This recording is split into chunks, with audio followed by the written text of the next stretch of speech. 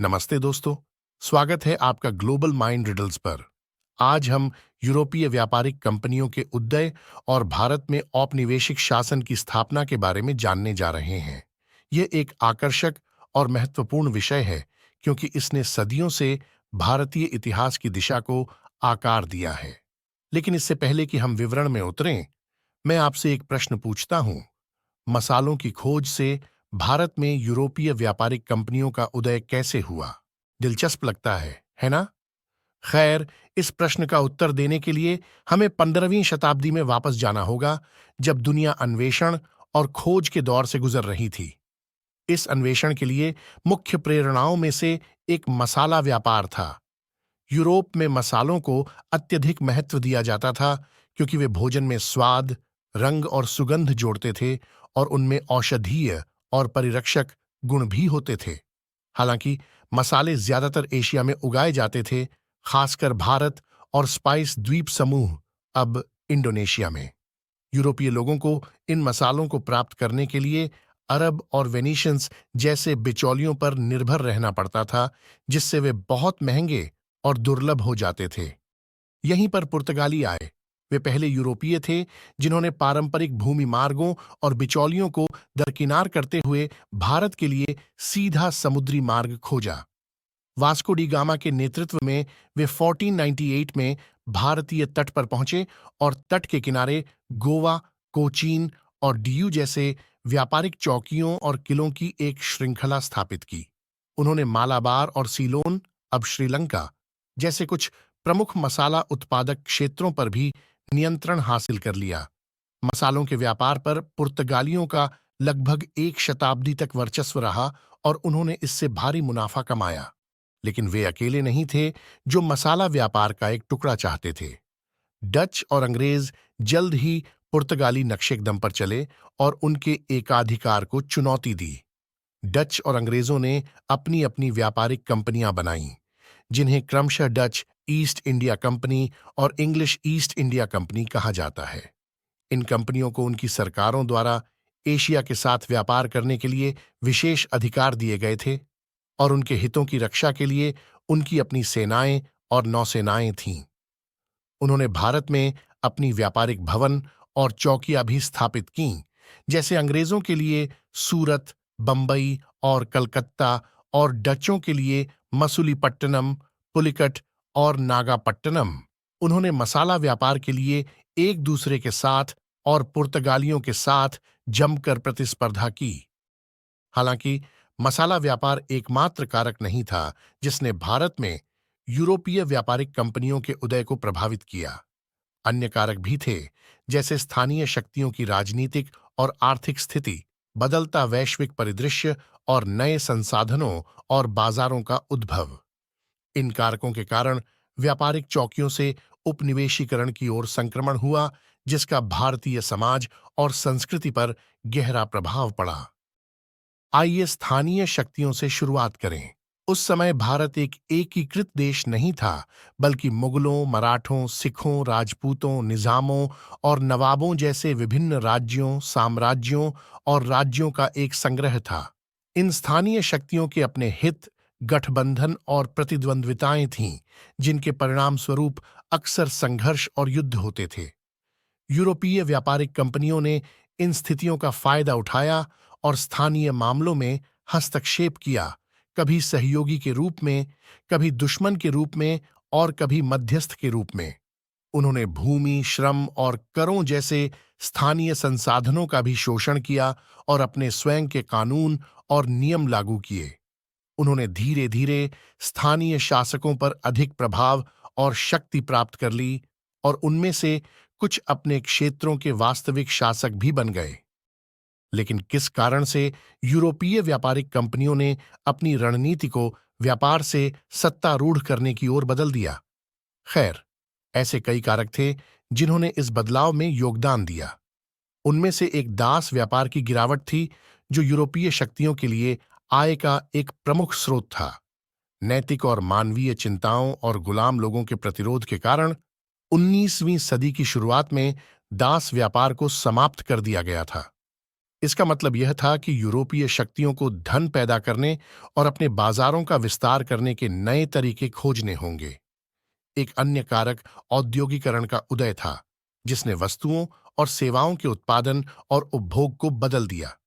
औद्योगिक क्रांति 18वीं सदी ब्रिटेन में शुरू हुई और 19वीं सदी में यूरोप और अमेरिका के अन्य हिस्सों में फैल गई, ने भाप इंजन, रेलवे, टेलीग्राफ और फैक्ट्री प्रणाली जैसी नई प्रौद्योगिकियों की शुरुआत की। इन प्रौद्योगिकियों ने उत्पादन की दक्षता, गति और पैमाने को बढ़ाया और कपास, कोयला, लोहा और रबर जैसे कच्चे माल की भारी मांग पैदा की। ये कच्चे माल ज्यादातर भारत, अफ्रीका और लैटिन अमेरिका जैसे उपनिवेशों में पाए जाते थे और यूरोपीय शक्तियों ने अपने औद्योगिक विकास को बढ़ावा देने के लिए उनका शोषण किया। एक अन्य कारक राष्ट्रवाद का उदय था, जो किसी के राष्ट्र, संस्कृति और इतिहास के प्रति पहचान और वफादारी की भावना थी। राष्ट्रवाद एक शक्तिशाली शक्ति थी, जिसने यूरोपीय शक्तियों को प्रतिष्ठा और गौरव के लिए एक दूसरे के साथ प्रतिस्पर्धा करने और दुनिया पर अपना प्रभुत्व जताने के लिए प्रेरित किया। राष्ट्रवाद ने उपनिवेशित लोगों को विदेशी शासन का विरोध करने और अपनी स्वतंत्रता और आत्मनिर्णय के लिए लड़ने के लिए भी प्रेरित किया। राष्ट्रवाद अक्सर साम्राज्यवाद के साथ होता था, जो अक्सर बल या जबरदस्ती द्वारा दूसरे देशों और क्षेत्रों पर अपना शासन बढ़ाने की नीति थी। साम्राज्यवाद को सभ्यता मिशन के विचार द्वारा उचित ठहराया गया था, जो यह विश्वास था कि यूरोपीय शक्तियों का कर्तव्य था कि वे अपनी संस्कृति, धर्म और मूल्यों को दुनिया के पिछड़े और हीन लोगों तक फैलाएं। अंतिम कारक तेल, सोना, हीरे और रबर जैसे नए संसाधनों और बाजारों की खोज थी, जो दुनिया के विभिन्न हिस्सों, खासकर अफ्रीका और एशिया में पाए जाते थे। ये संसाधन अत्यधिक मूल्यवान और मांग वाले थे और यूरोपीय शक्तियां इन्हें अपने लिए सुरक्षित करने के लिए संघर्ष कर रही थीं। वे अपने बाजारों और व्यापार क्षेत्र का विस्तार भी करना चाहते थे और अपने प्रतिद्वंद्वियों को उन तक पहुंचने से रोकना चाहते थे। इससे यूरोपीय शक्तियों के बीच भयंकर प्रतिस्पर्धा और संघर्ष शुरू हो गया, जिसकी परिणति 1884-85 के बर्लिन सम्मेलन में हुई, जहां उन्होंने अफ्रीका को आपस में बांट लिया और अपने औपनिवेशिक दावों को औपचारिक रूप दिया। इस सम्मेलन ने अफ्रीका के लिए संघर्ष की शुरुआत को भी चिह्नित किया, जो यूरोपीय शक्तियों द्वारा अफ्रीकी महाद्वीप का तेजी से और आक्रामक उपनिवेशीकरण था।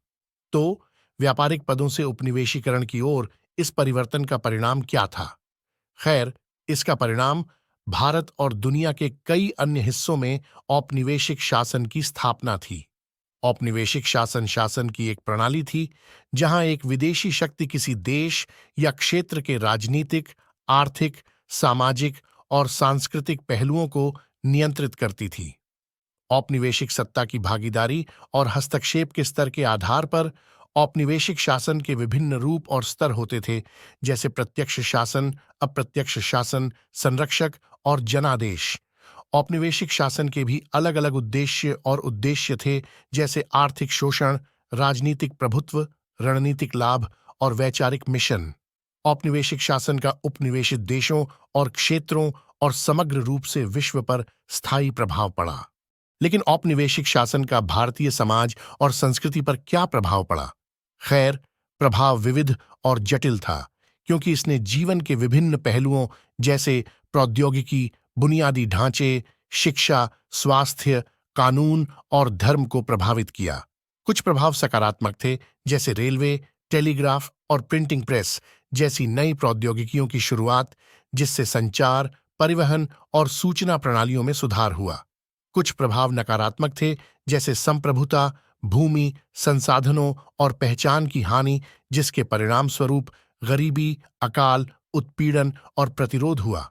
कुछ प्रभाव मिश्रित थे, जैसे नई शिक्षा, स्वास्थ्य और कानून प्रणालियों की शुरुआत, जिससे साक्षरता, स्वच्छता और न्याय जैसे कुछ लाभ हुए, लेकिन भेदभाव, अलगाव और संघर्ष जैसी कुछ चुनौतियां भी आईं।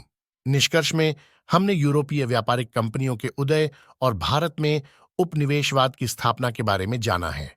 हमने देखा है कि मसालों की खोज ने यूरोपियों द्वारा भारत के अन्वेषण और खोज को कैसे प्रेरित किया और उन्होंने तट पर अपने व्यापारिक केंद्र और किले कैसे स्थापित किए। हमने यह भी देखा है कि मसालों का व्यापार यूरोपीय व्यापारिक कंपनियों के उदय को प्रभावित करने वाला एकमात्र कारक नहीं था, और अन्य कारकों जैसे कि स्थानीय शक्तियां, वैश्विक परिदृश्य और नए संसाधन और बाजार ने व्यापारिक केंद्रों से उपनिवेशीकरण में परिवर्तन को जन्म दिया। हमने यूरोपीय शक्तियों की क्षेत्रीय नियंत्रण के लिए प्रतिस्पर्धा के परिणामों का भी अन्वेषण किया है और उपनिवेशवाद की अवधारणा और विशेषताओं को समझा है। अंत में हमने उपनिवेशवाद के भारतीय समाज और संस्कृति पर विविध और जटिल प्रभाव का अध्ययन किया है। मुझे आशा है कि आपको यह वीडियो पसंद आया होगा और आपने कुछ नया और दिलचस्प सीखा होगा। यदि आपने किया है तो कृपया इसे सराहें और इसे अपने दोस्तों और परिवार के साथ साझा करें। यदि आपके कोई प्रश्न या टिप्पणी हैं तो कृपया उन्हें नीचे अनुभाग में छोड़ दें और मैं यथाशीघ्र उनका उत्तर देने का प्रयास करूंगा। और यदि आप भारत और विश्व के इतिहास के बारे में अधिक जानना चाहते हैं तो कृपया मेरे चैनल को सब्सक्राइब करें और घंटी आइकन दबाएं ताकि आप मेरे आने वाले किसी भी वीडियो को मिस न करें। देखने के लिए धन्यवाद। आपका दिन मंगलमय हो। नमस्ते। जय हिंद।